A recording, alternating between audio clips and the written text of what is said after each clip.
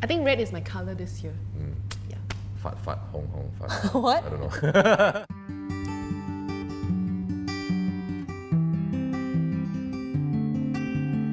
Long story short, we first met on Tinder, which is not very uncommon. Our conversation was really hanging. It was like 5-6 replies. But on the same night that we matched each other, we actually bumped into each other at a friend's house party. So you could say it's fated or whatever, but yeah, that was what it is. And it wasn't love at first sight at all. Months later, I was trying to set up a friend with a friend, but then they didn't want to hang out, so they asked me to join them, and I said, sure, but I don't want to be the third wheel. So could you tell your friend, which is the guy friend, to bring someone else? So on their first movie date, I saw this guy standing there. I'm like, oh my God, is he the friend? That's when it started. We started hanging out as friends. Months later, things just happened. Things just bloomed, if you know what I mean.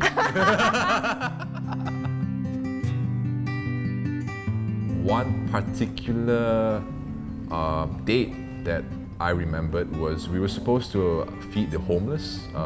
We were volunteering for this soup kitchen, and right after the session, we went to a cafe and hung out from there.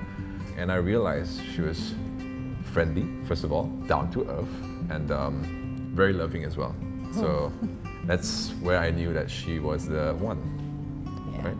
I think funny story is, it was, for the both of us, it was that moment then when we went home, we were like, oh my God, was there some sparks going on? Yeah, like, I think now that he told me those his... were not sparks, those were fireworks. Oh, his parents are super cool. Like, his dad is like another Joseph, another funny guy. Pretty much like and me. the mom is super chill, so I was very welcomed, and he has like 4 other brothers. So those were more stressful for me. Were the brothers like me, but the parents were just super cool. I love them. Yeah. When I first met her sister, she gave me the death stare. For my sister, she never really liked the guys I dated. She never liked it. She was very hostile at first. She's like, are you sure you're the right guy for my sisters? But after a few more, she warmed up, and I guess they were pretty okay. I think it was the period where he was still courting me. So at that point of time, my sister had a lot of potential prospects as well. So they all always send flowers to the house. So I got so fed up because it was up to like 5-6 flowers, bouquets in a week, and they're not for me. So I just, the usual Facebook status, I'm like, got 6 flower deliveries this week, but neither of them are mine. The next day I came back from work, I got a bouquet again. I'm like, oh my God, again? But this time, it says, this one's yours for sure, love, Jay.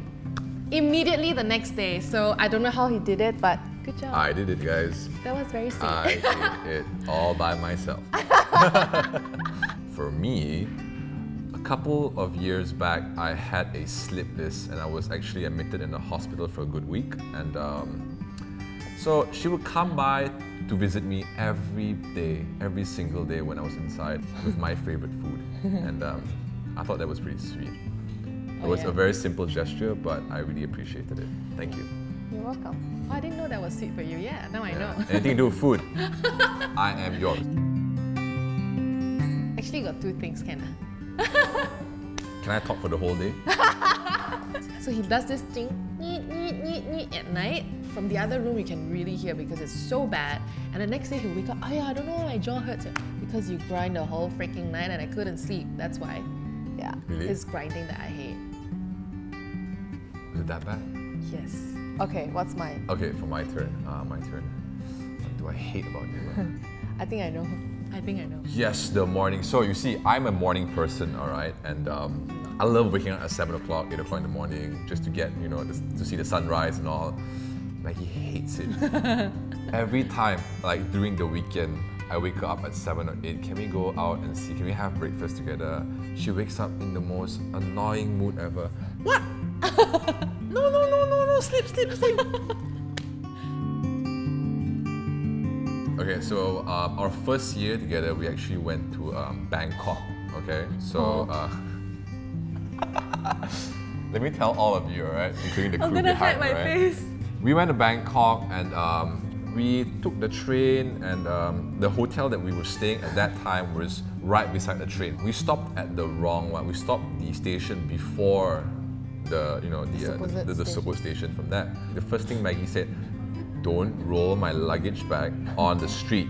Because it's dirty, right? Yeah, it's fine. Okay, so me, being the gentleman I am, I took up my luggage and her luggage and walked around Bangkok for half an hour, walking back and forth trying to find the hotel. That one was fine, you know. I didn't complain at all. And then she said this, okay, where is our hotel? I didn't come here to be tired. When she said it, I was drenched in sweat like that. I don't speak like that. But yeah, I said that, I'm sorry. I was so angry inside, but I was laughing in the inside as well. I didn't know how to react at all from that. Annoying. No, I'm kidding. Cut that. For me, it would be passionate. Maggie has always been the kind where when she puts something at work, and she would really get it from there. When we got together for the first time, she was struggling with her studies, and she was doing part-time as a radio announcer. She grinded for a good year, and when we were together for a year, she got the news. They called her up right in front of us when we were having lunch, I remember, in the cafe. And then they said, we need you to be our full-time announcer. And then right there, she broke down, she cried. She's like, you know, I've been working for this for so long. And to see her grow from there, to work with various brands out there, grinding, pushing herself, being comfortable at being uncomfortable, it's really something. Thank you. Wow. Ooh, never heard this It's part really of him, by the way. Yeah. For me, it's really hard to describe Joseph with one word because he's so many things in one. But I would say unconditional. In terms of work and everything, he gives his unconditional love and effort and energy in everything he does to his family and also his loved ones. So that is definitely something that, also his Jiujitsu, he's very passionate about. And especially when he had the slip disc, when doctor said he had to give up, when he had to give up on his Jiujitsu, oh my God, I could hear his heart break, you know. But he said, no, I'm gonna grind through this. Unconditional love for himself and the things he does, that's also something that I always look up to.